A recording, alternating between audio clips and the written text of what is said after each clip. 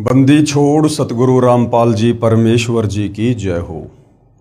परमपिता परमात्मा सारी सृष्टि के रचनहार, कुल मालिक, असंख्य ब्रह्मांडों के स्वामी, जगत गुरु, तीनों लोकों में प्रवेश करके सबका धारण पोषण करने वाले, राजाधिराज, आत्माधार, नाथों के नाथ, देवों के देव महादेव, सर्वेश्वर महेश्वर, मृत्युंजय, अजरो अमर, आदि अनादि, सनातनी प्रभु, जगत पिता जगदीश्वर, श्री श्री 1008 की उपाधि के वास्तविक अधिकारी, अकाल मूरत सौद स्वरूपी राम वासुदेव सर्वगतम ब्रह्म, परम पूज्य, प्रथम पूज्य, परम संत, परम पुरुष, परम धनी, परम दयालु, सत्य कबीर, हक्का कबीर, अल्लाहु कबीर, अल्लाहु अकबर, बाखबर, अल्लाह ताला, जगत के तारणहार, जगत के मुक्तिदाता, जगत के जगन्नाथ, हारे के सहारे, हिंदुओं के राम, मुसलमानों के अल्लाह, सिखों के वाहिगुरु, ईसाइयों के मसीह, दया के सागर दयानिधि, करुणा के सागर करुणानिधि,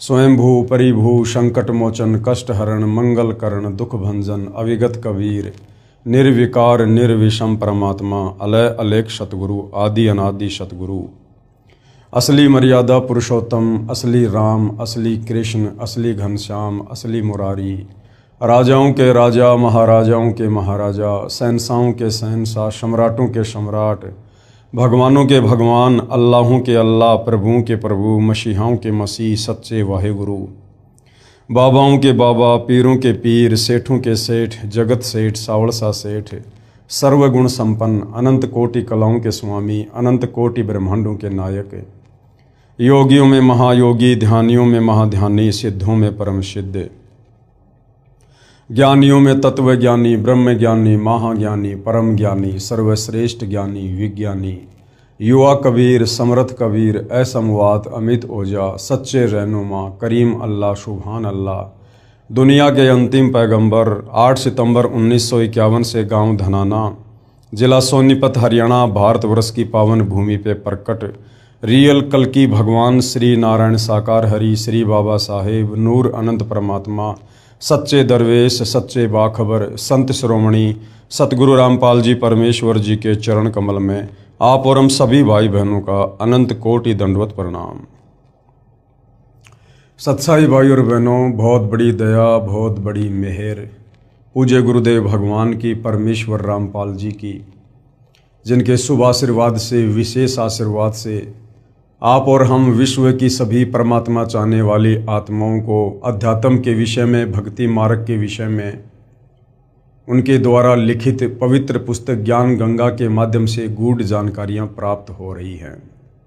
भाई और बहनों, परमात्मा को लेकर ये आत्मा जो सदियों से जानने की इच्छुक है कि एक परमात्मा कौन है, जिसने सर्व सृष्टि को रचा, सर्व ब्रह्मांडों को रचा, सूरज चांद सितारों को बनाया, जिसने ब्रह्मा विष्णु महेश को बनाया, दुर्गा को बनाया, काल को बनाया, महाकाल को बनाया और सभी जीवों को उत्पन्न किया, वो एक सर्वशक्तिमान परमात्मा कौन है, कैसा है, कहाँ रहता है, वो कैसे मिलेगा। भाई और बहनों, अब कहीं जाकर इस जटिल सवाल का जवाब हमें परम पूज्य परमेश्वर सतगुरु रामपाल जी के कर कमल से लिखित पवित्र पुस्तकों व उनके मुख कमल से जो सत्संग बोले गए हैं उनके माध्यम से जानकारियां प्राप्त हुई हैं। क्योंकि अपने द्वारा रची गई सृष्टि की यथार्थ जानकारी वो कबीर परमात्मा स्वयं ही पृथ्वी पर संत रूप में प्रकट होकर देता है। तो भाई और बहनों, ये पवित्र पुस्तक ज्ञान गंगा कोई सामान्य पुस्तक नहीं है। ये सर्व धर्मों के पवित्र धर्मशास्त्रों के ज्ञान से प्रमाणित है। इस पवित्र पुस्तक के तत्व ज्ञान में सुई की नोक रखने जितनी कमी निकालने में कोई सक्षम नहीं है। इस पुस्तक को पढ़ने के बाद ही हमें असल में आत्मज्ञान और परमात्म ज्ञान होगा। इस पुस्तक को पढ़ने के बाद ही हम सृष्टि रचना की यथार्थ जानकारी से परिचित हो पाएंगे। इस पुस्तक को पढ़ने के बाद ही हमारा भक्ति करने का मन करेगा। क्योंकि जब तक हमें जानकारी नहीं होगी कि हम जीव हैं, चाहे कोई प्रधानमंत्री है, चाहे राष्ट्रपति है, चाहे ब्रह्मा विष्णु महेश है, हम सब जीव कैटेगरी में हैं और हम सभी 184 योनियों में, गधे कुत्ते सूअर की योनियों में ना जाने कितनी बार चक्कर काट चुके हैं, करोड़ों अरबों बार। और हम यहां काल के 21 ब्रह्मांडों में उसकी जेल में फंसे हुए हैं। ये तमाम जानकारियां भाई और बहनों, जब तक हम पवित्र पुस्तक ज्ञान गंगा को नहीं पढ़ेंगे, और ज्ञान गंगा पुस्तक में पेज नंबर 22 से लेकर 74 तक जो सृष्टि रचना है, जब तक उसको विस्तार से नहीं पढ़ेंगे और समझेंगे, हम कभी भी इस काल के कुचक्कर से, षड्यंत्र से बाहर नहीं निकल सकते, हम मुक्त नहीं हो सकते। तो भाई और बहनों, बहुत सारी जानकारी हमें इस पवित्र पुस्तक से प्राप्त हुई है। साथ में हमें यह भी पता चला कि पवित्र गीता जी क्या कह रही है, पवित्र वेद अध्यात्म को लेकर क्या कह रहे हैं। ये पत्थर पूजा, देव पूजा, ये दुनिया भर की पाखंड पूजा, ये कितनी जायज़ है, कितनी नाजायज़ है। ब्रह्मा विष्णु महेश तक की पूजा के लिए पवित्र ग्रंथ गीता जी मना करता है, फिर भी हम ब्रह्मा विष्णु महेश तक ही सीमित रह चुके हैं, क्योंकि हमारे नादान धर्म गुरु तत्व ज्ञान के अभाव में हमें ब्रह्मा विष्णु महेश से ऊपर कोई परमात्मा बता ही नहीं पाए। तो भाई और बहनों, अब हमें विस्तार से अध्यात्म के विषय में जानने को मिलेगा जब हम इस पवित्र पुस्तक ज्ञान गंगा को पढ़ेंगे और सतगुरु रामपाल जी के मुख कमल से बोले गए सत्संगों को सुनेंगे। तो भाई और बहनों, फिलहाल हमारा टॉपिक चल रहा है, ये तीर्थ कैसे बने, ये धाम कैसे बने, जहाँ पर दुनिया तत्व ज्ञान के अभाव में अपनी आत्मा के कल्याण के लिए, पूजा पाठ के लिए जाती रहती है, और मिलना जुलना वहाँ पर कुछ भी नहीं है। तो पिछले वीडियो नंबर 29 में हमने पवित्र पुस्तक ज्ञान गंगा से पढ़ा कि वैष्णो देवी धाम कैसे बना, अमरनाथ धाम कैसे बना, और आज इसी श्रृंखला में हमारा 30वें नंबर का वीडियो है। इस वीडियो में आज हम पूज्य गुरुदेव भगवान सतगुरु रामपाल जी के आशीर्वाद से जानेंगे कि उड़ीसा के पुरी में जो जगन्नाथ मंदिर है, जो विशेषकर हिंदुओं की श्रद्धा का केंद्र है, इस जगन्नाथ मंदिर की स्थापना कैसे हुई थी, किसके द्वारा हुई थी, और जगन्नाथ मंदिर में शास्त्र अनुकूल साधना है या नहीं है, या वहाँ जाने से केवल हमारे घुटने ही टूटते हैं। तो तमाम जानकारी आज हम पूज्य गुरुदेव भगवान के आशीर्वाद से पवित्र पुस्तक ज्ञान गंगा से प्राप्त करेंगे। तो भाई और बहनों, ये है पवित्र पुस्तक ज्ञान गंगा, और आज का हमारा जो टॉपिक है वो है पुरी, जो कि उड़ीसा में है। पुरी में श्री जगन्नाथ जी का मंदिर अर्थात धाम कैसे बना। देखो, जब तक हमें किसी धाम के विषय में, किसी तीर्थ के विषय में, किसी मंदिर के विषय में जानकारी नहीं होगी, तो भला फिर वहां जाने से हमें फायदा क्या। हमारी रुचि बनेगी नहीं, हम तो केवल भेड़ चाल में चले जाएंगे, भेड़ चाल में आ जाएंगे। तो हमें हकीकत से परिचित होना चाहिए सर्वप्रथम, उसके बाद हमने भक्ति मार्ग को चुनना चाहिए। उड़ीसा प्रांत में एक इंद्रदमन नाम का राजा था। वह भगवान श्री कृष्ण जी का अनन्य भगत था। अनन्य का मतलब होता है कि श्री कृष्ण जी के अलावा वो इष्ट रूप में अन्य किसी भी देवी देवता की पूजा नहीं करता था। ना श्री शंकर जी की करता था, ना श्री ब्रह्मा जी की करता था। वो केवल विष्णु जी अर्थात श्री कृष्ण जी का ही भगत था। एक रात्रि को श्री कृष्ण जी ने राजा को स्वप्न में दर्शन देकर कहा कि जगन्नाथ नाम से मेरा एक मंदिर बनवा दे। श्री कृष्ण जी ने यह भी कहा कि इस मंदिर में मूर्ति पूजा नहीं करनी है, केवल एक संत छोड़ना है जो दर्शकों को पवित्र गीता अनुसार ज्ञान प्रचार करे। समुद्र तट पर वह स्थान भी दिखाया जहां मंदिर बनाना था। अब भाई और बहनों, जब हम अध्यात्म की गहराई में जाएंगे, और अध्यात्म की गहराई में सतगुरु रामपाल जी के सत्संग सुने बिना हम लाख जन्म भी नहीं जा सकते, तब हमें वास्तव में पता चलेगा कि राजा इंद्रदमन को स्वप्न में श्री कृष्ण जी ने नहीं बल्कि कबीर परमेश्वर जी ने दर्शन दिए थे। क्योंकि भाई और बहनों, ये जगन्नाथ का मंदिर कबीर परमेश्वर जी ने बनवाना ही बनवाना था, क्योंकि ये काफ़ी वर्षों पहले की बात है। और चारों युगों में कबीर परमात्मा जो मोक्ष का प्राइम टाइम सेट करते हैं, वो ये वर्तमान कलयुग की बिचली पीढ़ी वाले समय को करते हैं। तो इस समय तक परमेश्वर ने क्या करना था? आत्माओं को धार्मिकता से जोड़ के रखना था, आत्माओं को भक्ति भाव में बना के रखना था। उसके लिए परमेश्वर जी ने ये जगन्नाथ का मंदिर बनवाया था। सुबह उठकर राजा इंद्रदमन ने अपनी पत्नी को बताया कि आज रात्रि को भगवान श्री कृष्ण जी दिखाई दिए और मंदिर बनवाने के लिए कहा है। रानी ने कहा, शुभ कार्य में देरी क्या, सारी संपत्ति उन्हीं की दी हुई है, उन्हीं को समर्पित करने में क्या सोचना है। राजा ने उस स्थान पर मंदिर बनवा दिया जो श्री कृष्ण जी ने स्वप्न में समुद्र के किनारे पर दिखाया था। मंदिर बनने के बाद समुद्री तूफान उठा, मंदिर को तोड़ दिया, निशान भी नहीं बचा कि यहाँ मंदिर था। ऐसे राजा ने 5 बार मंदिर बनवाया और 5 बार समुद्र ने मंदिर को तोड़ दिया, यानी वो मंदिर नहीं बनने दिया। राजा ने निराश होकर मंदिर न बनवाने का निर्णय ले लिया।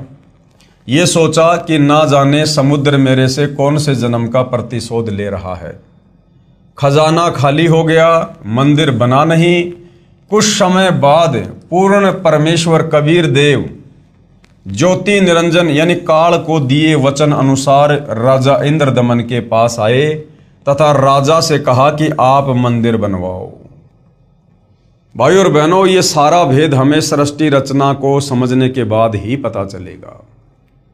जब हम सृष्टि रचना पढ़ेंगे तो हमें पता चलेगा कि प्रथम बार जब कबीर परमेश्वर जी अपने पुत्र जोगजीत के रूप में इस काल के 21 ब्रह्मांड में आए और सर्वप्रथम कबीर परमेश्वर की और ज्योति निरंजन यानी काल की वार्ता सबसे ऊपर 21वें ब्रह्मांड में तपतशिला पर हुई, तो इस ज्योति निरंजन अर्थात काल में कबीर परमेश्वर से कुछ वचन लिए थे कि उसके बाद आप जी नीचे मेरे लोक में जाना, जिनमें एक वचन ये भी था, काल ने कहा था कि द्वापर में मेरा पुत्र जाएगा श्री कृष्ण रूप में, और उसके बाद वो एक जगन्नाथ नाम का मंदिर बनवाना चाहेगा, लेकिन वो मंदिर समुद्र बनने नहीं देगा। समुद्र अपना बदला लेगा, अपना प्रतिशोध लेगा, क्योंकि जब वो त्रेता युग में राम रूप में गया था उस समय उसने समुद्र को अग्नि बाण दिखाकर डराया था, धमकाया था, लताड़ा था। तो समुद्र उस बात का बदला लेगा और वो जो है उस मंदिर को नहीं बनने देगा। तो हे भगवान, आप दया करना, आप समर्थ हैं, आप उस जगन्नाथ के मंदिर को बनवाना। कुछ समय उपरांत पूर्ण परमेश्वर यानी कबीर देव जी ज्योति निरंजन यानी काल को दिए वचन अनुसार राजा इंद्रदमन के पास आए तथा राजा से कहा, आप मंदिर बनवाओ। अब के समुद्र मंदिर यानी महल नहीं तोड़ेगा। राजा ने कहा, संत जी मुझे विश्वास नहीं है, मैं भगवान श्री कृष्ण यानी विष्णु जी के आदेश से मंदिर बनवा रहा हूं। श्री कृष्ण जी समुद्र को नहीं रोक पा रहे हैं, 5 बार मंदिर बनवा चुका हूं, ये सोचकर कि कहीं भगवान मेरी परीक्षा ले रहे हों, परंतु अब तो परीक्षा देने योग्य भी नहीं रहा हूं, क्योंकि खजाना भी खाली हो गया है। अब मंदिर बनवाना मेरे वश की बात नहीं है। अब भाइयों और बहनों, अगर कबीर परमात्मा जी चाहते तो प्रथम बार में भी मंदिर को बनवाकर सुरक्षित रख सकते थे, समुद्र कुछ नहीं बिगाड़ता। लेकिन कबीर परमेश्वर जी ने इस काल लोक की शक्तियों की समर्थता भी आप और हमारे को दिखानी होती है कि देख लो, ये तुम्हारे श्री कृष्ण अर्थात विष्णु, यहाँ का समुद्र भी इनकी आज्ञा का पालन नहीं करता है, इनको कुछ नहीं समझता है।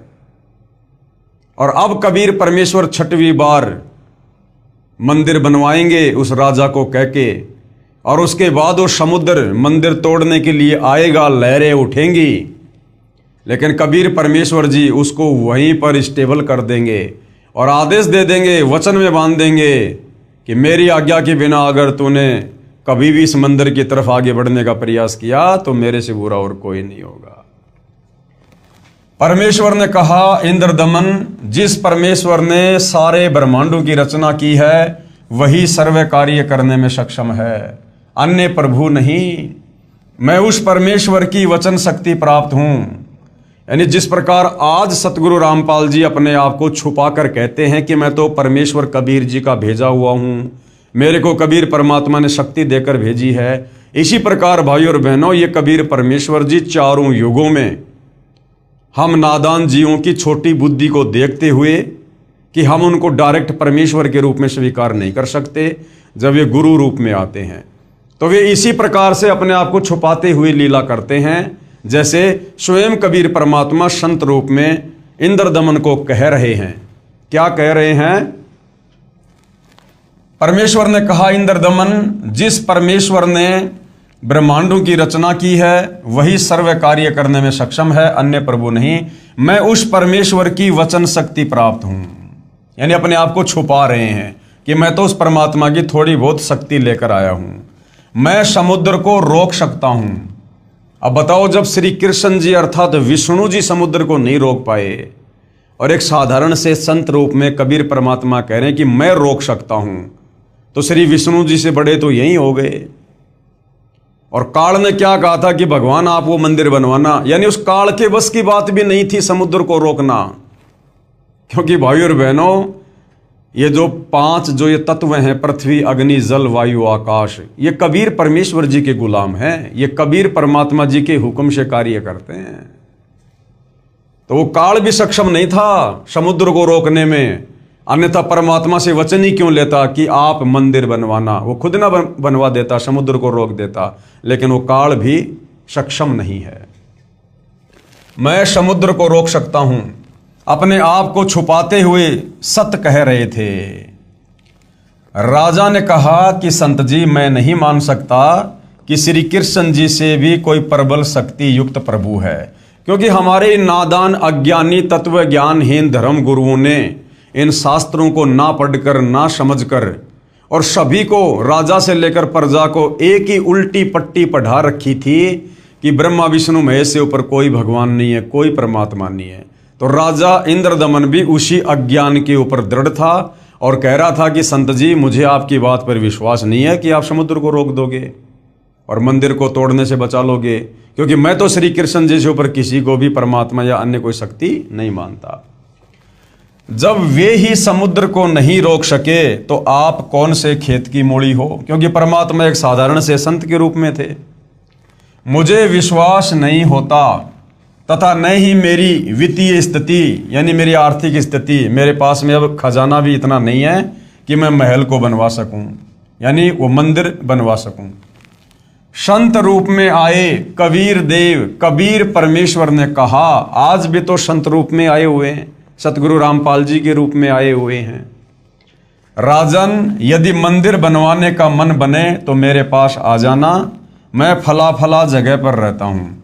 अब के समुद्र मंदिर को नहीं तोड़ेगा, ये कहकर प्रभु चले गए। अब राजा इंद्रदमन को भाई और बहनों फिर भी विश्वास नहीं होना था, क्योंकि वो पूरी तरह से टूट चुका था 5 बार मंदिर बनवाकर। अब कबीर परमात्मा जी स्वयं ही राजा इंद्रदमन को रात्रि में श्री कृष्ण जी के रूप में दर्शन देते हैं और कहते हैं कि इंद्रदमन, वो जो संत आया था ना भाई, उसकी शक्ति का कोई वार पार नहीं है, और भाई तू उसके पास चला जा और अब की बार मंदिर बनवा, उस संत की शक्ति से अब की बार समुद्र मंदिर को नहीं तोड़ेगा। स्वप्न में श्री कृष्ण जी नहीं, स्वयं कबीर परमात्मा जी ही श्री कृष्ण जी का रूप बनाकर इंद्रदमन को ये सारी बातें कहते हैं। अगर परमात्मा स्वयं कह देते संत रूप में, तो जब आमने सामने कह रहे थे परमात्मा संत रूप में कि भाई अब की बार मंदिर बनवा दे, नहीं टूटेगा, जब राजा इंद्रदमन उस समय विश्वास नहीं कर रहा था, तो स्वप्न में भला कैसे विश्वास करता। इसलिए कबीर परमात्मा जी ने श्री कृष्ण जी का रूप बनाकर राजा इंद्रदमन को स्वप्न में दर्शन देने पड़े। उसी रात्रि में भगवान श्री कृष्ण जी ने फिर राजा इंद्रदमन को दर्शन दिए। भगवान श्री कृष्ण ने नहीं, क्योंकि यह तत्व ज्ञान है भाई और बहनों। ये दर्शन कबीर परमात्मा ने श्री कृष्ण जी का रूप बनाकर दिए तथा कहा, इंद्रदमन एक बार फिर महल बनवा दे, जो तेरे पास संत आया था उससे संपर्क करके सहायता की याचना कर ले। वह ऐसा वैसा संत नहीं है, उसकी भक्ति शक्ति का कोई वार पार नहीं है, अथाह शक्ति है उसके पास में। राजा इंद्रदमन नींद से जागा, शौपन का पूरा हाल अपनी रानी को बताया। रानी ने कहा कि प्रभु कह रहे हैं तो आप मत चूको, प्रभु का महल यानी मंदिर फिर बनवा दो। रानी की सद्भावना युक्त वाणी सुनकर राजा ने कहा, अब तो कोष यानी खजाना भी खाली हो चुका है, यदि मंदिर नहीं बनवाऊंगा तो प्रभु अप्रसन्न हो जाएंगे, मैं तो धर्म संकट में फंस गया हूं। रानी ने कहा, मेरे पास गहने रखे हैं, उनसे आसानी से मंदिर बन जाएगा, आप ये गहने लो तथा प्रभु के आदेश का पालन करो। ये कहते हुए रानी ने सारे गहने जो घर रखे थे तथा जो पहन रखे थे निकाल कर प्रभु के निमित्त अपने पति के चरणों में समर्पित कर दिए। राजा इंद्रदमन उस स्थान पर गया जो परमेश्वर ने संत रूप में आकर बताया था। कबीर प्रभु अर्थात अपरिचित संत को खोजकर समुद्र को रोकने की प्रार्थना की। प्रभु कबीर जी यानी कबीर देव जी ने कहा कि जिस तरफ से समुद्र उठकर आता है वहां समुद्र के किनारे एक चौरा यानी चबूतरा बनवा दे, जिस पर बैठकर मैं प्रभु की भक्ति करूंगा तथा समुद्र को रोकूंगा। यानी परमात्मा एक लीला कर रहे थे, खुल्लम खुल्ला चमत्कार नहीं किया, एक भगत बनकर भगवान से अरदास करके इस प्रकार की उन्होंने लीला की। राजा ने एक बड़े पत्थर को कारीगरों से चबूतरा जैसा बनवाया। परमेश्वर कबीर उस पर बैठ गए। छठी बार मंदिर बनना शुरू हुआ। उसी समय एक नाथ परंपरा के सिद्ध महात्मा आ गए, यानी गोरखनाथ जी आ गए। नाथ जी ने राजा से कहा, राजा बहुत अच्छा मंदिर बनवा रहे हो, इसमें मूर्ति भी स्थापित करनी चाहिए। जबकि शौपन में श्री कृष्ण रूप में परमात्मा जी ने मना कर दिया था कि केवल मंदिर बनवाना है, वहां पर मूर्ति पूजा नहीं होनी चाहिए, और वहां एक संत छोड़ देना जो केवल गीता जी के अनुसार लोगों को ज्ञान दे।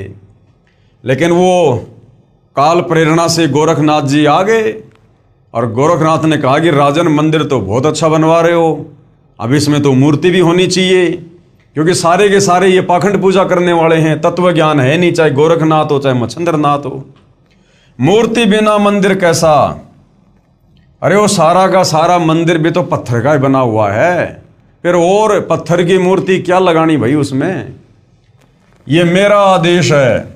राजा इंद्रदमन ने हाथ जोड़कर कहा, नाथ जी, प्रभु श्री कृष्ण जी ने मुझे शौपन देकर मंदिर बनाने का आदेश दिया तथा कहा था कि इस महल में न तो मूर्ति रखनी है और न ही पाखंड पूजा करनी है। राजा की बात सुनकर नाथ ने कहा, शौपन भी कोई सत होता है क्या? मेरे आदेश का पालन कीजिए तथा चंदन की लकड़ी की मूर्ति अवश्य स्थापित कीजिए। ये कहकर नाथ जी बिना जलपान ग्रहण किए उठ गए।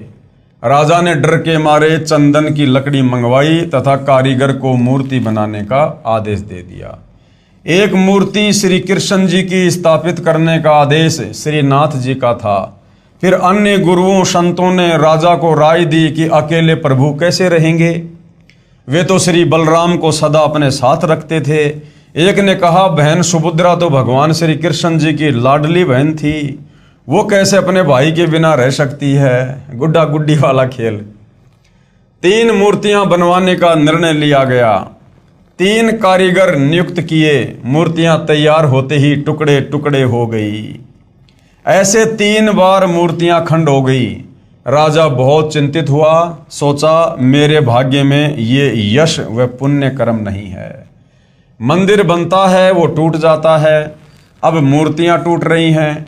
नाथ जी रुष्ट होकर गए हैं। यदि कहूंगा कि मूर्तियां टूट जाती हैं तो सोचेगा कि राजा बहाना बना रहा है, कहीं मुझे श्राप ना दे दे। चिंताग्रस्त राजा न तो आहार कर रहा है और न रात्रि भर निंद्रा आई।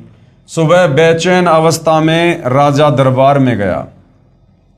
उसी समय पूर्ण परमात्मा कबीर देव कबीर प्रभु एक 80 साल के कारीगर का रूप बनाकर, एक बूढ़े कारीगर का रूप बनाकर और राज दरबार में उपस्थित हो गए।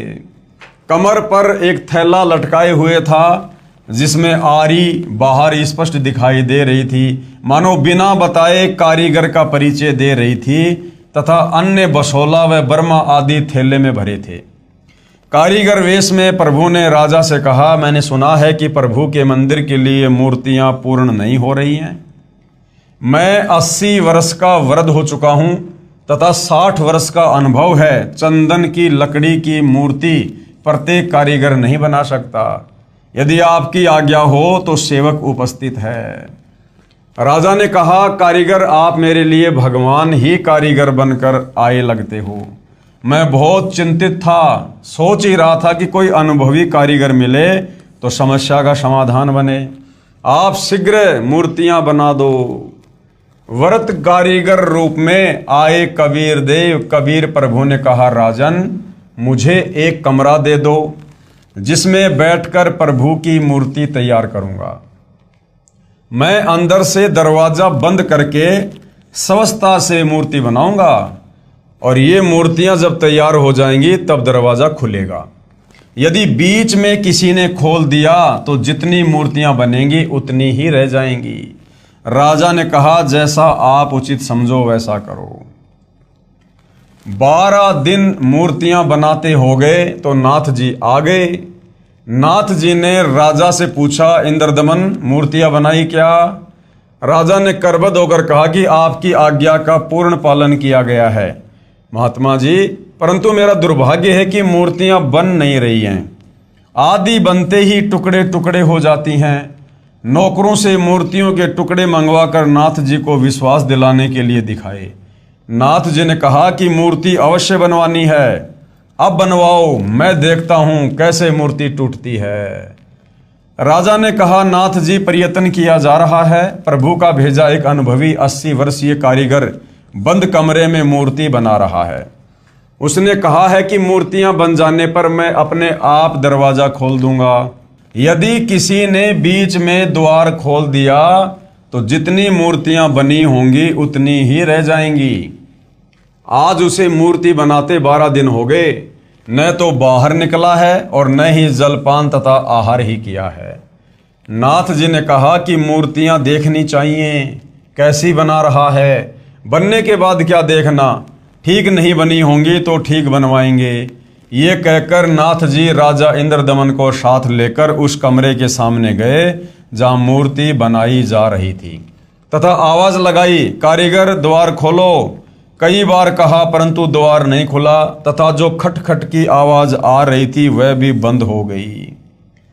नाथ जी ने कहा कि 80 वर्षीय वृद्ध बता रहे हो, 12 दिन खाना पीना भी नहीं किया है, अब आवाज भी बंद है, कहीं मर ना गया हो। धक्का मारकर दरवाजा तोड़ दिया। देखा तो 3 मूर्तियां रखी थी, तीनों के हाथ के व पैरों के पंजे नहीं बने थे। कारीगर अंतर ध्यान हो गया। मंदिर बनकर तैयार हो गया और चारा ना देखकर अपने हट पर अडिग नाथ जी ने कहा, ऐसी ही मूर्तियों को स्थापित कर दो, हो सकता है प्रभु को यही स्वीकार हो। लगता है श्री कृष्ण ही स्वयं मूर्तियां बना कर गए हैं। मुख्य पांडे ने शुभ मुहूर्त निकालकर अगले दिन ही मूर्तियों की स्थापना कर दी। सभी पांडे तथा मुख्य पांडा व राजा तथा सैनिक व श्रद्धालु मूर्तियों में प्राण स्थापना करने के लिए चल पड़े। पूर्ण परमेश्वर कबीर देव एक शूद्र का रूप धारण करके और मंदिर के मुख्य दरवाजे के बीच में मंदिर की ओर मुख करके खड़े हो गए।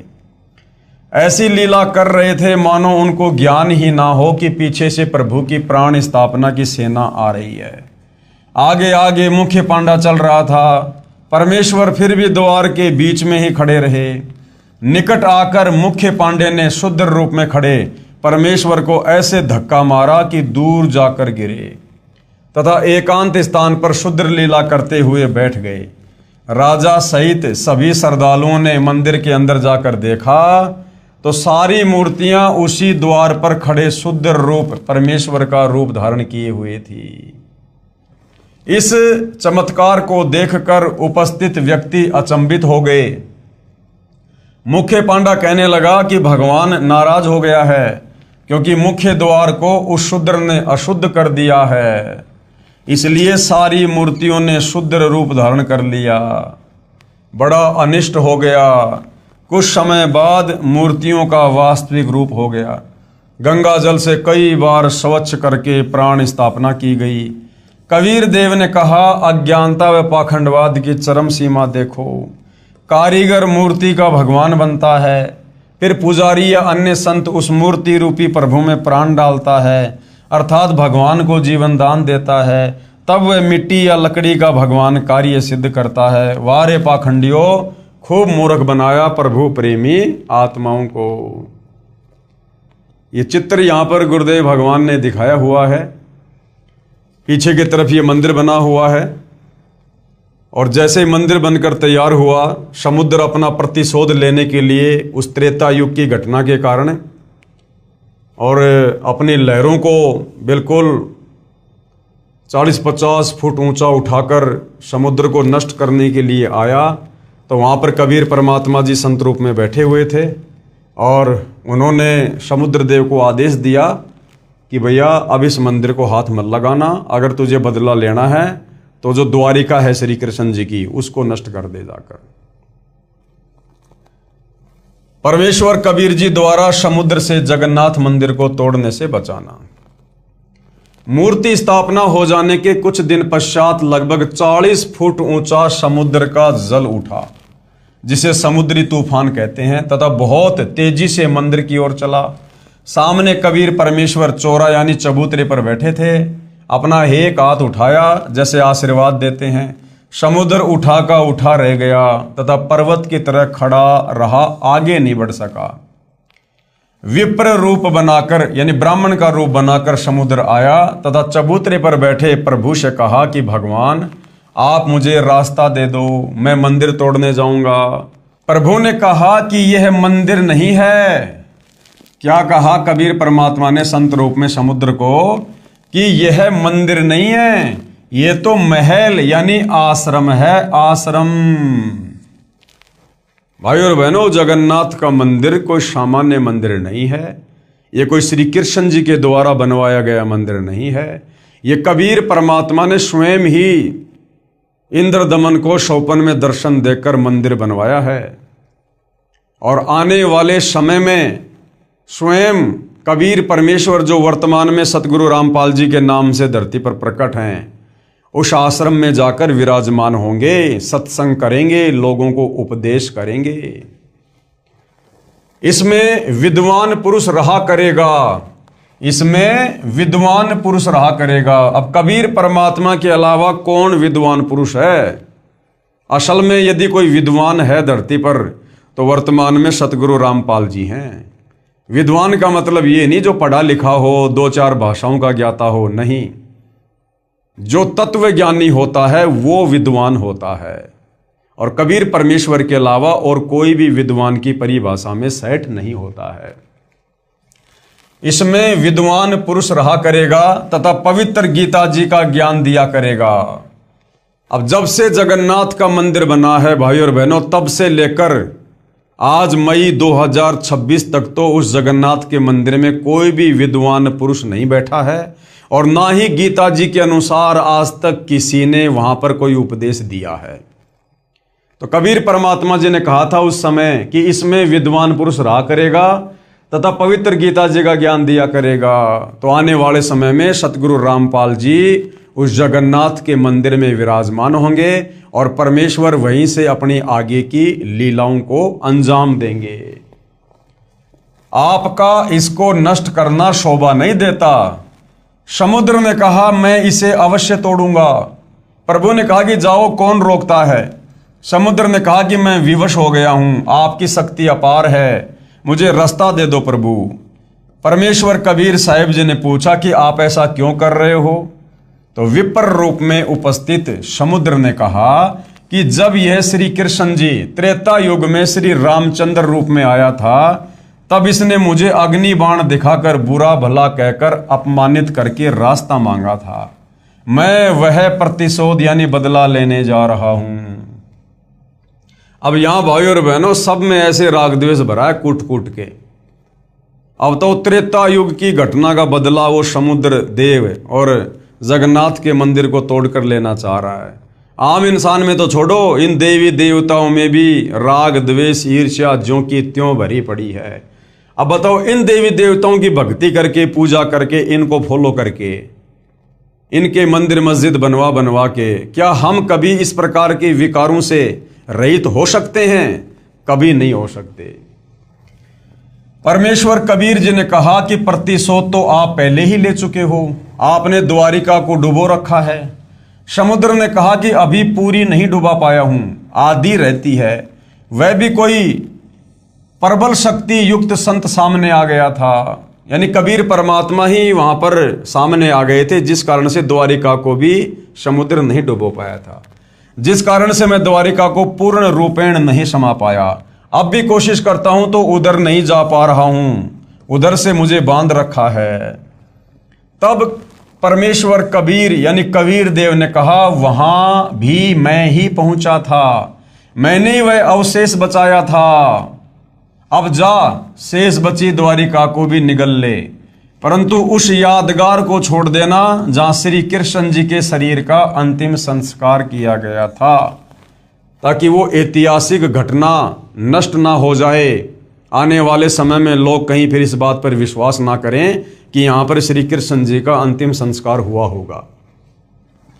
श्री कृष्ण जी के अंतिम संस्कार स्थल पर बहुत बड़ा मंदिर बना दिया गया है।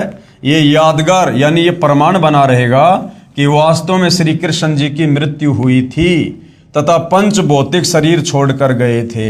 अन्यथा लोग कह देते कि श्री कृष्ण जी तो सशरीर गए थे, वो अपना शरीर छोड़ के नहीं गए थे। इस प्रकार का पाखंड इन लोगों के द्वारा शुरू करवा दिया जाता। नहीं तो आने वाले समय में कहेंगे कि श्री कृष्ण जी की तो मृत्यु नहीं हुई थी, आज्ञा प्राप्त करके शेष द्वारिका को भी समुद्र ने डुबो लिया। परमेश्वर कबीर जी यानी कबीर देव ने कहा, अब आप आगे से कभी भी इस जगन्नाथ मंदिर को तोड़ने का प्रयत्न नहीं करना तथा इस महल से दूर चला जा। ऐसी आज्ञा प्रभु की मानकर और प्रणाम करके मंदिर से दूर लगभग 1.5 किलोमीटर हट गया। ऐसे श्री जगन्नाथ जी का मंदिर अर्थात धाम स्थापित हुआ। अब भाई और बहनों, ये है रियल घटना, ये है सत्यनारायण कथा, जिसमें झूठ का लेश मात्र भी समावेश नहीं है। इस प्रकार से उड़ीसा के पुरी में श्री जगन्नाथ मंदिर का निर्माण हुआ था कबीर परमेश्वर जी के आशीर्वाद से, ना कि श्री कृष्ण जी की शक्ति से। श्री जगन्नाथ के मंदिर में छुआछात शुरू से ही नहीं है। कैसे? कुछ दिन पश्चात जिस पांडे ने प्रभु कबीर जी को शुद्ध रूप में धक्का मारा था, उसको कुष्ठ रोग हो गया, पूरे शरीर पर कोढ़ हो गया। सभी औषधि करने पर भी स्वस्थ नहीं हुआ। कुष्ठ रोग का कष्ट अधिक से अधिक बढ़ता ही चला गया। सर्व उपासनाएं भी की, श्री जगन्नाथ जी से रो रो कर संकट निर्वाण के लिए प्रार्थना की, परंतु सर्व निष्फल रही। अब बताओ, आज वर्तमान में जो लोग जगन्नाथ मंदिर में जाते हैं सुख प्राप्ति के लिए, भाई उनको क्या सुख होंगे जब उस मंदिर का मुख्य पांडा, जिसने उन मूर्तियों में प्राण प्रतिष्ठा की, मूर्तियां मंदिर में स्थापित की, जब उस पांडे को कोढ़ का रोग हो गया और बहुत भयंकर पीड़ा हो रही है, और श्री कृष्ण अर्थात उस जगन्नाथ के मंदिर में भी मूर्तियों के आगे माथा टेक टेक के रह गया, उसका कोढ़ का रोग ठीक नहीं हो पाया। अंत में संत रूप में जो कबीर परमात्मा थे, उनके चरण धो धो के पिए, चरणामृत पिया, तब जाकर वो रोग ठीक हुआ। तो वर्तमान में दुनिया क्यों भटक रही है वहां पर? और वर्तमान में भाई और बहनों, वो रियल जगन्नाथ, अनंत कोटि कलाओं का स्वामी, ये जगत के हिसाब से जो श्री विष्णु को जगन्नाथ कहते हैं, ये तो खाली 16 कला के स्वामी हैं, 16 कला के। और कबीर परमात्मा जो रियल जगन्नाथ है, पूरे जगत के नाथ हैं, ये अनंत कोटि कलाओं के स्वामी हैं। और आज भाइयों और बहनों वो रियल जगन्नाथ धरती पर सतगुरु रामपाल जी के रूप में प्रकट है और आने वाले समय में उस जगन्नाथ के मंदिर में भी विराजमान होंगे। सर्व उपासनाएं भी की, श्री जगन्नाथ जी से रो रो कर संकट निवारण के लिए प्रार्थना की, परंतु सर्व निष्फल रही। 54 में श्री कृष्ण जी ने दर्शन दिए। अब श्री कृष्ण जी का उनकी मृत्यु होने के बाद इस लोक से कोई लेना देना नहीं है, उन्हें तो पता भी नहीं है। वो तो अपना जिस योनि में या जिस पद पर हैं वहीं अपनी मस्ती में मस्त हैं। उसी कबीर परमात्मा जी ने उस पांडे को 56 में दर्शन दिए, क्योंकि परमात्मा ने जगन्नाथ के मंदिर से छुआछात को समाप्त करवाना था। 56 में श्री कृष्ण जी ने दर्शन दिए, यानी कबीर परमात्मा ने श्री कृष्ण जी के रूप में उस पांडे को दर्शन दिए तथा कहा, पांडे उस संत के चरण धोकर चरणा अमृत पान कर, जिसको तूने मंदिर के मुख्य द्वार पर धक्का मारा था, तब उसके आशीर्वाद से तेरा कुष्ठ रोग ठीक हो सकता है। यदि उसने तुझे हृदय से क्षमा किया तो, अन्यथा नहीं। अगर तुझे हृदय से क्षमा करेगा तो तेरा रोग ठीक होगा, अन्यथा चाहे वो कितना आशीर्वाद दे दे तेरा रोग ठीक नहीं होगा। अब भाई और बहनों, आप और हम भगत भाई बहनों ने भी बहुत बड़ी शिक्षा लेनी है। देखो, हम सदियों बाद में इस तत्व ज्ञान को सुन रहे हैं और धीरे धीरे हमारे जहन में यह ज्ञान उतरेगा। लेकिन जब यह ज्ञान हमें समझ में आने लग जाए या हमारी समझ में आ गया, उसके बाद हमने पूज्य गुरुदेव सतगुरु रामपाल जी की मर्यादाओं में किसी भी प्रकार की कोई भी गफलत नहीं करनी होती है। हमने कोई भी नियम भंग नहीं करना चाहिए, मर्यादा नहीं तोड़नी चाहिए, अन्यथा ये रियल जगन्नाथ सतगुरु रामपाल जी नाराज होते हैं। जो भगत इस भक्ति मार्ग पर मर्यादा तोड़ देता है।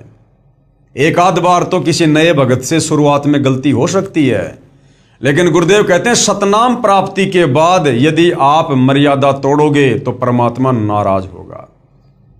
और बार बार मर्यादा तोड़ोगे, गलतियां करोगे और नाम भी शुद्ध करवाने का नाटक करोगे तो फिर आपका नाम शुद्ध नहीं होगा। चाहे आप डायरेक्ट गुरुदेव भगवान के पास जाकर उनकी गोद में बैठकर, चाहे डायरेक्ट अपने गुरुजी से ही नाम शुद्ध क्यों ना करवा लेना, अगर गुरु नाराज है और गुरु ने यदि आपका नाम शुद्ध भी कर दिया तो भी वो आपका नाम शुद्ध नहीं होगा, क्योंकि गुरु ने अभी आपको हृदय से माफ नहीं किया है। उदाहरण के लिए भाई और बहनों, बहुत सारे भाई बहन कह देंगे भैया अगर गुरुजी ने मुंह से बोल दिया तो वो तो सिद्ध हो जाएगा, साध वचन पलटे नहीं पलट जाए ब्रह्मांड। बिल्कुल सत्य है, साध वचन पलटे नहीं पलट जाए ब्रह्मांड, लेकिन इसमें बहुत अंतर है।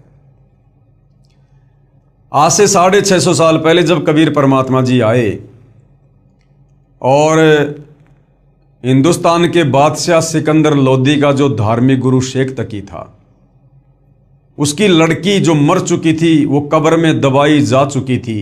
10-12 दिन बाद शेख तकी के कहने पर उस लड़की को कब्र से बाहर निकलवाया गया और शेख तकी ने कहा कि कबीर यदि तू अल्लाह है तो मेरी इस लड़की को जिंदा करके दिखा, मैं तेरे चरणों में स्वयं को समर्पित कर दूंगा। तो भाई और बहनों, कबीर परमात्मा जी ने क्या कहा था, हे शेख तकी की लड़की जिंदा हो जा, लेकिन वो लड़की जिंदा नहीं हुई। दोबारा फिर कहा कि हे शेख तकी की लड़की जिंदा हो जा, वो लड़की जिंदा नहीं हुई। फिर तीसरी बार कहा कि हे शेख तकी की लड़की, यानी हे जीवात्मा, तू जहां भी कहीं है कबीर हुक्म से इस शरीर में प्रवेश कर। उसी समय लड़की जिंदा हो गई। तो भाई और बहनों, पहले 2 बार भी तो लड़की को जिंदा होने का आदेश उसी कबीर भगवान ने दिया था, लेकिन लड़की जिंदा नहीं हुई। उस समय परमात्मा का वचन काम क्यों नहीं किया? क्योंकि ये परमेश्वर की अपनी इच्छा, अपनी मर्जी पर है कि उनका कौन सा आशीर्वाद काम करेगा और कौन सा आशीर्वाद काम नहीं करेगा। तो इसी प्रकार जो भगत भाई बहन भक्ति मार्ग पर बार बार गलतियां करते हैं, मर्यादा तोड़ते हैं और वो सोचे कि हमने तो गुरुजी से नाम शुद्ध करवा लिया, यदि आपके गुरुजी ने हृदय से नाम शुद्ध नहीं किया तो गुरु के द्वारा शुद्ध किया गया नाम भी कोई काम नहीं करेगा। तो इस प्रकार से मर्यादा तोड़ने से भगत ने बचना चाहिए, अपने गुरुजी को नाराज करने से बचना चाहिए। यदि उसने तुझे हृदय से समा किया तो, अन्यथा नहीं। मरता क्या नहीं करता। वह मुख्य पांडा सवेरे उठा, कई सहयोगी पांडवों को साथ लेकर उस स्थान पर गया जहां पर प्रभु कबीर शुद्ध रूप में विराजमान थे। ज्यों ही पांडा प्रभु के निकट आया तो परमेश्वर उठकर चल पड़े। लीला कर रहे थे परमात्मा, तथा कहा, हे पांडा, मैं तो अछूत हूं, मेरे से दूर रहना, कहीं आप अपवित्र ना हो जाओ। पांडा निकट पहुंचा, परमेश्वर और आगे चल पड़े। तब पांडा फूट फूट कर रोने लगा तथा कहा, परवरदिगार, मेरा दोष क्षमा कर दो। तब दयालु प्रभु रुक गए। पांडे ने आदर के साथ एक स्वच्छ वस्त्र जमीन पर बिछाकर प्रभु को बैठने की प्रार्थना की। प्रभु उस वस्त्र पर बैठ गए। तब उस पांडे ने स्वयं चरण धोए तथा चरणामृत को पात्र में वापस डाल लिया। प्रभु कबीर जी ने कहा, पांडे, 40 दिन तक इसे पीना भी तथा स्नान करने वाले जल में कुछ डालकर स्नान करते रहना। 40वें दिन तेरा कुष्ठ रोग समाप्त होगा।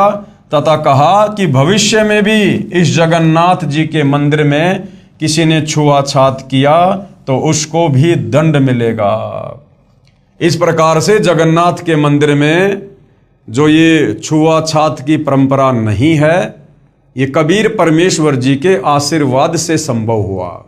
कबीर परमेश्वर जी के आशीर्वाद से सभी उपस्थित व्यक्तियों ने वचन किए कि आज के बाद इस पवित्र स्थान पर कोई छुआछात नहीं की जाएगी। अब गुरुदेव कहते हैं, विचार करो, हिंदुस्तान का एक ही मंदिर ऐसा है जिसमें शुरू से ही छुआछात नहीं रही है, और बाकी सभी मंदिरों में ये छुआछात, इस प्रकार का भेदभाव आपको देखने को मिलेगा। तो ये जो मंदिर था जगन्नाथ का, ये अगर यहाँ की शक्तियों के द्वारा बनाया गया होता, ब्रह्मा विष्णु महेश के द्वारा या काल के द्वारा, तो इसमें भी अवश्य छुआछात होती, भेदभाव होता।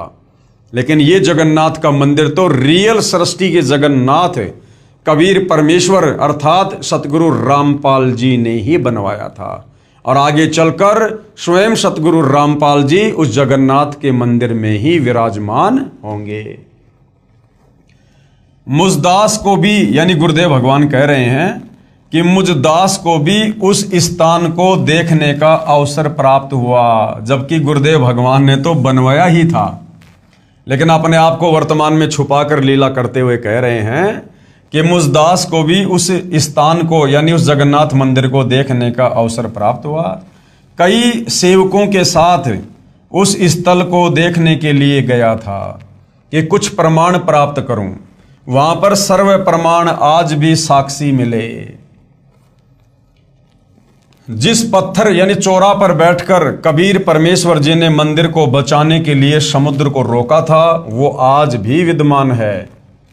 उसके ऊपर एक यादगार रूप में गुम्बज बना रखा है। वहां पर बहुत पुरातन महंत यानी रखवाड़ा परंपरा से एक आश्रम भी विद्यमान है। वहां पर लगभग 70 वर्षीय वृद्ध महंत जी से उपरोक्त मंदिर की समुद्र से रक्षा की जानकारी चाहिए, तो उसने भी यही बताया तथा कहा कि मेरे पूर्वज कई पीढ़ी से यहाँ पर महंत यानी रखवाले रहे हैं।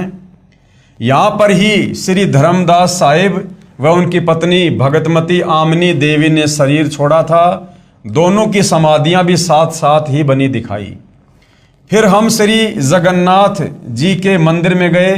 वहां पर मूर्ति पूजा आज भी नहीं है, परंतु प्रदर्शनी अवश्य लगा रखी है। जो 3 मूर्तियां भगवान श्री कृष्ण जी तथा श्री बलराम जी व बहन सुभद्रा जी की मंदिर के अंदर स्थापित हैं, उनके दोनों हाथों के पंजे नहीं हैं, दोनों हाथ टुंडे हैं। उन मूर्तियों की भी पूजा नहीं होती, केवल दर्शनार्थ रखी हैं। वहां पर एक गाइड पांडे से पूछा कि सुना है कि ये मंदिर 5 बार समुद्र ने तोड़ा था, फिर इसको दोबारा से बनवाया गया था। समुद्र ने क्यों तोड़ा, फिर किसने समुद्र को रोका? तो पांडे ने कहा, इतना तो मुझे पता नहीं, ये सर्व कृपया जगन्नाथ जी की है, यानी श्री कृष्ण जी की है। उन्होंने ही समुद्र को रोका था। सुना तो है कि समुद्र ने 3 बार मंदिर को तोड़ा था। मैंने फिर प्रश्न किया कि प्रथम बार ही क्यों न समुद्र रोका। पांडे ने उत्तर दिया कि लीला है जगन्नाथ की। अब इनको हकीकत का तो पता नहीं, बोला ये तो लीला है जगन्नाथ की, लीला है। लीला के चक्कर में भाइयों और बहनों लोगों ने सदा से भक्तों को उलझा के रखा है। भगवान की लीला लीला कह के, गुरु की लीला लीला कह के इन लोगों ने हमेशा ही भक्तों को मूर्ख बनाया है। मैंने फिर पूछा कि इस मंदिर में छुआछात है या नहीं, तो पांडे ने कहा, यानी जो गाइड था उसने कहा कि जब से मंदिर बना है यहां कोई छुआछात नहीं है। मंदिर में शूद्र तथा पांडा एक थाली या पत्तल में खाना खा सकते हैं, कोई मना नहीं करता। उस मंदिर में जो पांडा होता है, जो पुजारी होता है वो, और भले कोई शूद्र है, वो दोनों एक ही पत्तल में खाना खा सकते हैं। वहां पर कोई छुआछात नहीं है। परमेश्वर कबीर जी के आशीर्वाद से वो परंपरा आज भी है। फिर गुरुदेव कह रहे हैं, मैंने प्रश्न किया पांडे जी, अन्य हिंदू मंदिरों में तो पहले बहुत छुआछात थी, इसमें क्यों नहीं? प्रभु तो वही है, यानी श्री कृष्ण जी के और भी तो मंदिर हैं, उनमें भी तो छुआछात है, भेदभाव है, इस मंदिर में क्यों नहीं? तो पांडे का उत्तर था, लीला है जगन्नाथ की, लीला है गुरुदेव की। तो पांडे ने कहा कि लीला है जगन्नाथ की। तो लीला के चक्कर में भाई और बहनों भक्तों का बहुत दलिया निकाला लोगों ने। अब पुण्यात्माएं विचार करें कि सत्य को कितना दबाया गया है। एक लीला जगन्नाथ की कहकर पवित्र यादगारें आदरणीय हैं, परंतु आत्म कल्याण तो केवल पवित्र गीता जी व पवित्र वेदों में वर्णित तथा परमेश्वर कबीर जी द्वारा दिए तत्व ज्ञान के अनुसार भक्ति साधना करने मात्र से ही संभव है। अन्यथा शास्त्र विरुद्ध होने से मानव जीवन व्यर्थ हो जाएगा।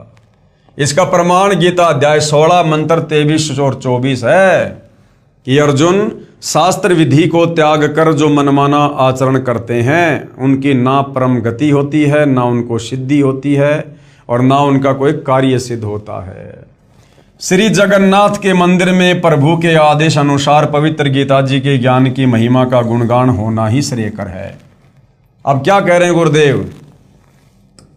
गुरुदेव कह रहे हैं कि उस जगन्नाथ के मंदिर में, जैसा कि भगवान ने कहा था कि यहां पर मूर्ति पूजा नहीं होनी चाहिए, यहां पर एक संत रहेगा, विद्वान पुरुष रहेगा और वो गीता जी के अनुसार लोगों को ज्ञान देगा।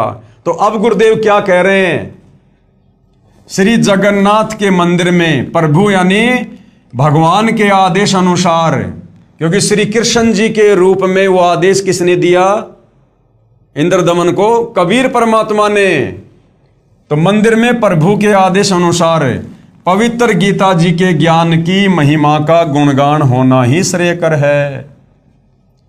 तो भाइयों और बहनों, गीता जी की महिमा का वर्णन तो उस मंदिर में बैठकर वो करेगा जिसको वास्तव में गीता जी का ज्ञान प्राप्त होगा, जो गीता जी के ज्ञान को जानता होगा, जो तत्व ज्ञानी होगा। और यहां तो किसी शंकराचार्य को भी गीता जी का यथार्थ ज्ञान, यथार्थ सार का पता नहीं है। तो आने वाले समय में सतगुरु रामपाल जी ही जगन्नाथ के मंदिर में विराजमान होकर अपनी आगे की लीला करेंगे।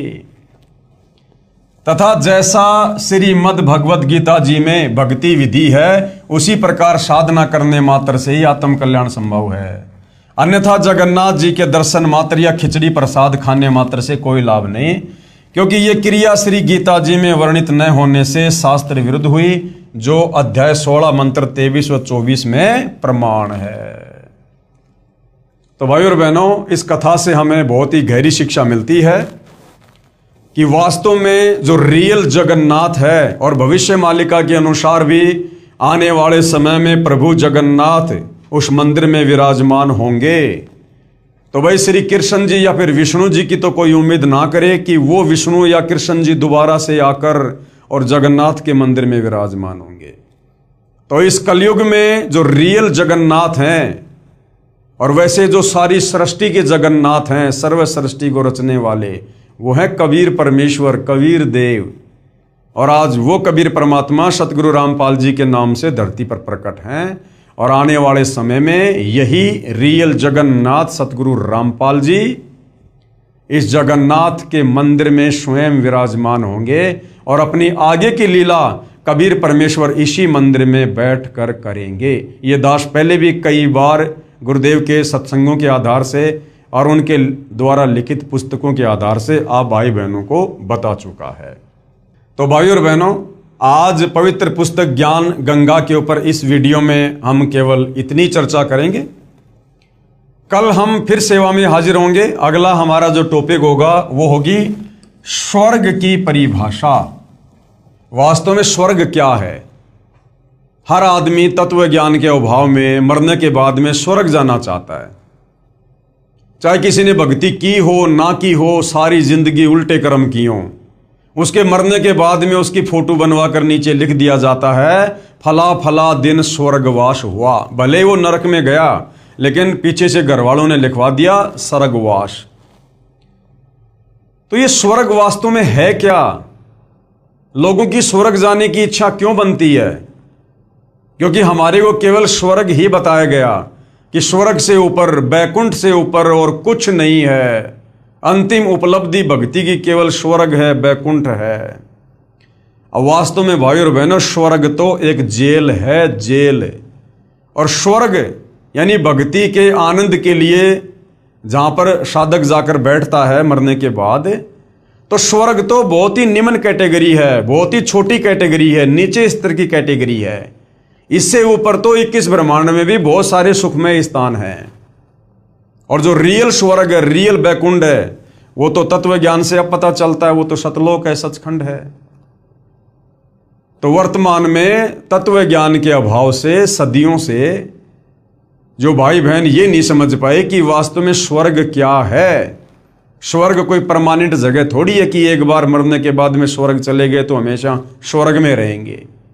तो स्वर्ग को तो गुरुदेव ने केवल एक रेस्टोरेंट बताया, एक होटल बताया कि जब तक आपके द्वारा मनुष्य जन्म में की गई भक्ति कमाई आप उस स्वर्ग रूपी होटल में जमा करवाएंगे, और जब तक आपकी वो दान पुण्य की, नाम जाप की, भक्ति रूपी कमाई उस स्वर्ग में जमा रहेगी, तब तक आप जी वहां पर मौज मस्ती कर लो। उसके बाद फिर आपको नरक में, लक 84 योनि में और जन्म मरण के चक्कर में काल डाल देता है। तो अगले टॉपिक पर भाई और बहनों हम यही चर्चा करेंगे कि वास्तव में स्वर्ग क्या है। तो आज की वीडियो में केवल इतना ही। पूज्य गुरुदेव भगवान हम सबको आज्ञा दें, आशीर्वाद दें, सद्बुद्धि दें, हमारा मार्गदर्शन करें, हमें भ्रमने भटकने से बचाएं।